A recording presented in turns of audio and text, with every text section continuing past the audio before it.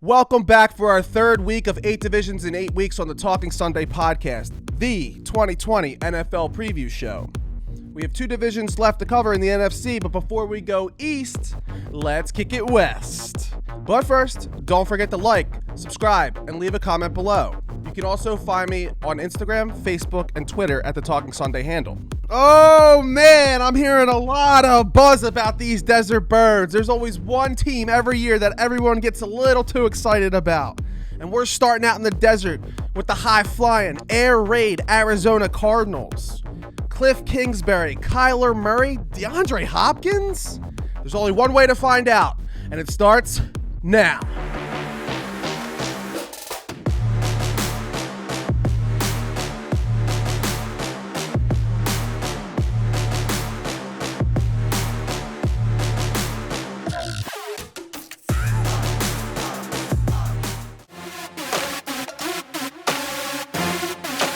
Last season, with the number 1 overall pick and a brand new head coach that had high expectations to put up massive offensive numbers, Arizona Cardinal fans finally had something new to look forward to. The Kliff Kingsbury and Kyler Murray era kicked off in the desert, finishing the season with a 5-10-1 record. Yeah, we gotta do something about these ties. But most of their failures could be blamed on the defense. The defense was absolutely atrocious, ranking out 5th worst.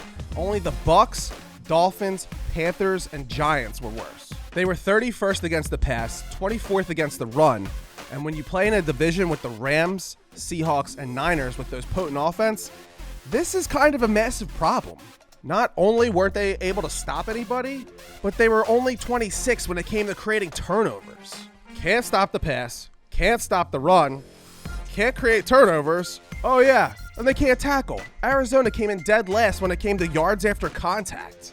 Even though the defensive showing was a little pathetic, there were some bright spots.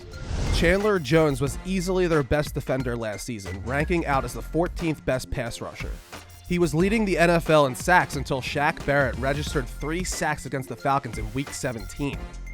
Safety Budda Baker didn't receive much help but continues to show growth and makes plays for the Cards in the backfield. And finally, after violating the NFL's PED policy, Patrick Peterson only played in 10 games and had his worst season since 2014. He ranked out as the 41st best corner, and now entering the age of 30, you have to wonder if Father Time is finally catching up. So how did Kliff Kingsbury's highly touted air raid offense go in year 1? Not great. Now, the offense actually ranked out 16th best overall, which is like right in the middle, so it's not terrible and not great, but it was shockingly because of the run game. The run game was actually ranked in the top 10, coming in number 10 overall best. But that air raid passing offense was in the bottom half of the league, ranking 24th in the pass. Murray's first year wasn't as spectacular as he would have liked, throwing for only 20 touchdowns to 12 interceptions. But he was playing behind one of the worst offensive lines and tied for most sacked quarterbacks with Matt Ryan and Russell Wilson. He did, however, contribute with his legs, rushing for 544 yards on the ground. He also didn't have the best weapons around him. Although an absolute legend, wide receiver Larry Fitzgerald is 36 years old and his best years are clearly behind him, as he was only able to muster 800 receiving yards and 4 touchdowns.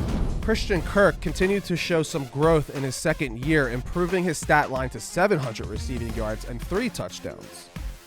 But again, the rushing attack was the bright spot of the offense, finishing within the top 10 of the league, and not just with Murray's legs. After a combo of David Johnson and Chase Edmonds, the team acquired running back Kenyon Drake from the Miami Dolphins mid-season.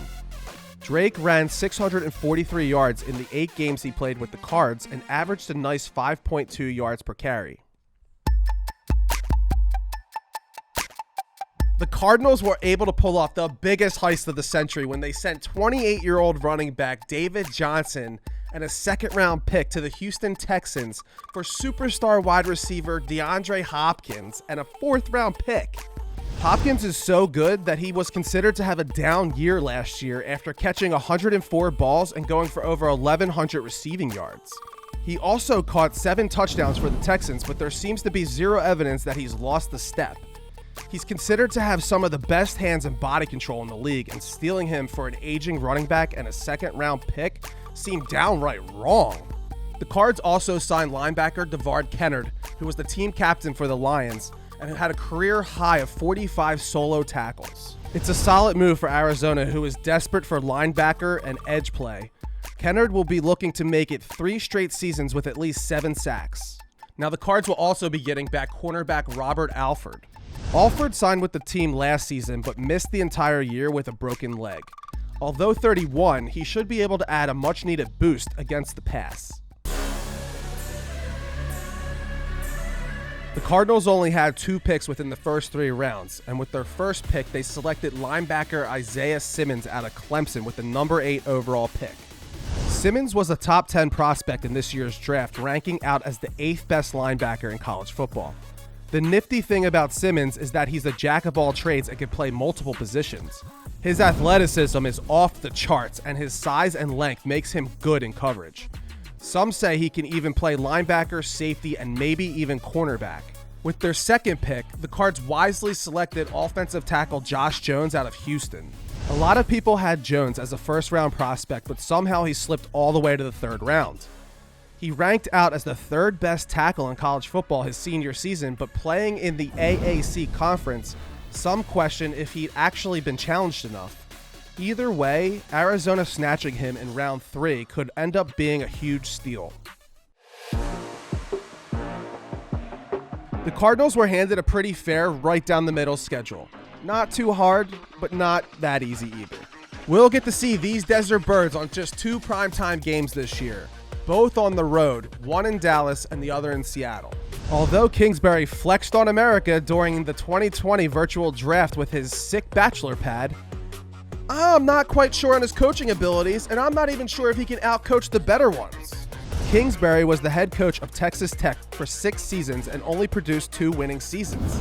He had Patrick Mahomes as his quarterback for 2 seasons as a starter when the team went 7-6 and 5-7. They would always put up massive offensive numbers against the terrible teams, but as soon as they faced real competition, they usually lost. Blame it on the defense all you want for all you Kingsbury truthers out there, but there are way better offenses in the NFL, and Arizona's defense just isn't getting better anytime soon. I think the hype train's getting a little too loud over here, and it's solely because of the acquisition of Hopkins. I know it is. Don't tell me it's not. Adding Hopkins is great, but let's not act like because of solely him, he's going to suddenly catapult this team into this juggernaut like I keep hearing fans talk about. Like I said, there's always one team that everybody is on board with. Every season we go into a new year, it's always one team that everybody just loves. It's a shiny toy. We saw this last year with the Cleveland Browns, and I just see that same type of potential to happen here with the Cardinals. This doesn't mean that fans shouldn't get excited. I think there's plenty of reasons for fans to get excited, especially with players like Murray and Hopkins and Drake. I just don't think it will be enough. Oh, and that reminds me, speaking of Drake, he might be a little hyped up himself. If we look a little further into Drake's stats, he's been in the league for 4 years now and has only cracked over 100 all-purpose yards just 8 times. Again, there's more hype here than warranted, and it's not all adding up. For those reasons alone, I have the Arizona Cardinals finishing last in the division with a 6-10 record, missing the playoffs. Unfortunately, there's just not enough substance here for me to label them as anything close to a playoff team. Kingsbury hasn't shown or proved anything from his past to prove that he could produce a winning football team. And until he does, I'm sorry, but I'm out. And I know that might upset a few of you out there, but it's just the truth.